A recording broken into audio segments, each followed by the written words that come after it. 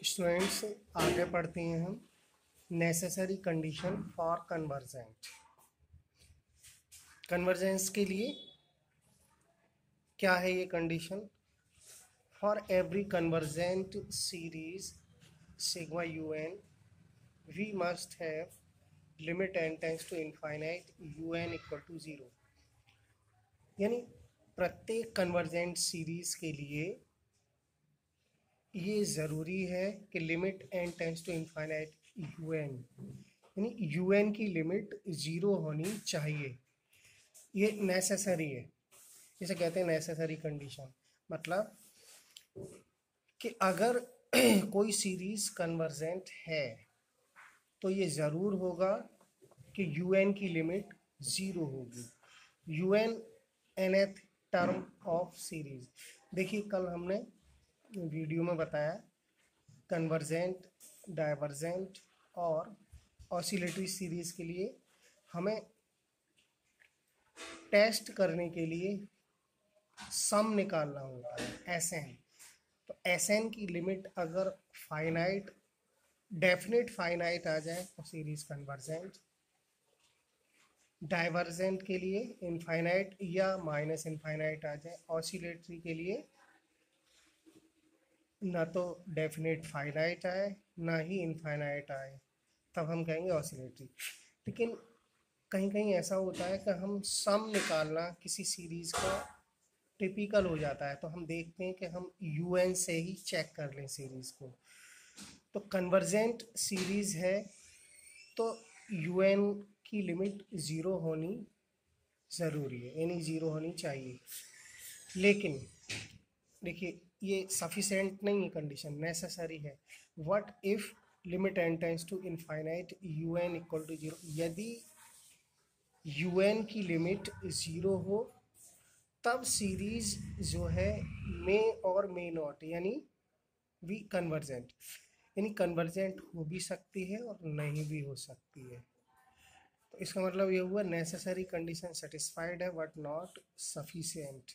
कि अगर series convergent है तब लिमिट यू एन की ज़ीरो ज़रूर होगी। लेकिन अगर यू एन की लिमिट ज़ीरो है तो ये ज़रूरी नहीं है कि सीरीज कन्वर्जेंट ही हो।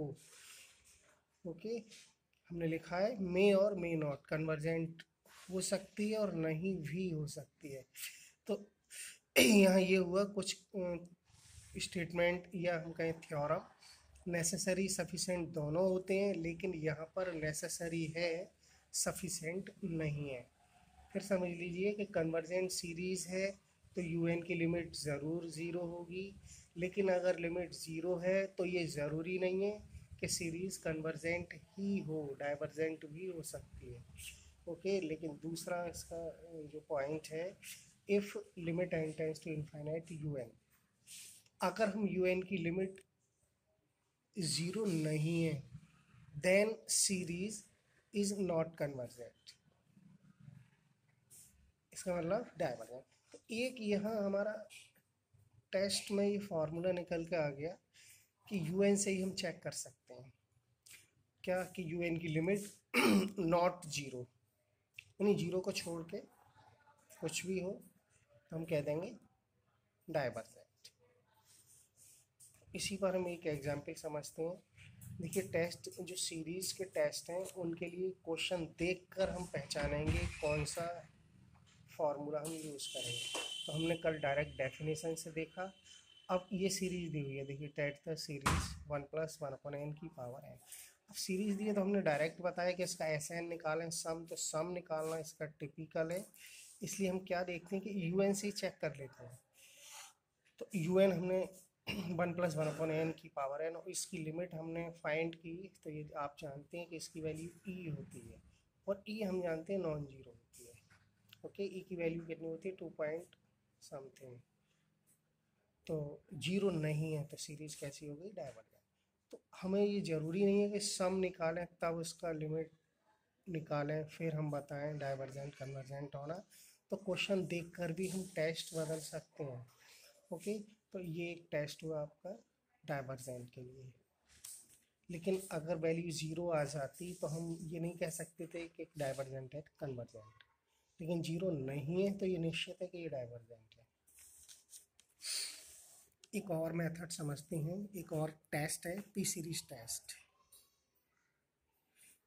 पी सीरीज की फॉर्म मैंने लिखा है, ये देखिए, समीशन 1/n की पावर p।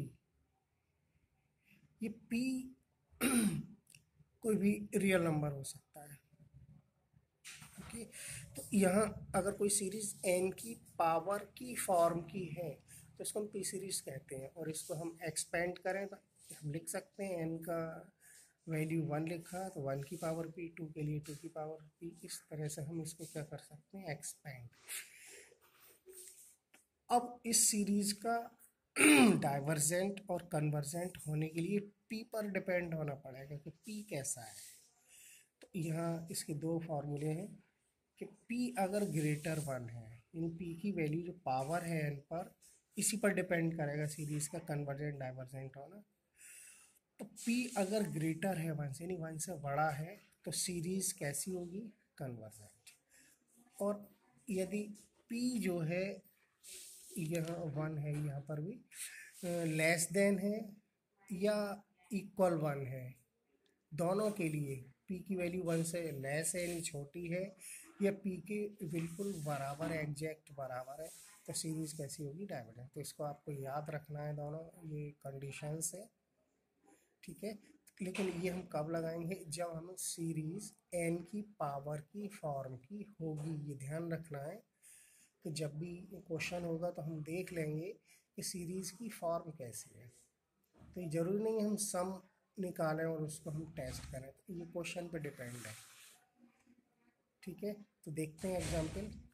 हमने एक एग्जाम्पल लिया, समीशन 1/√n।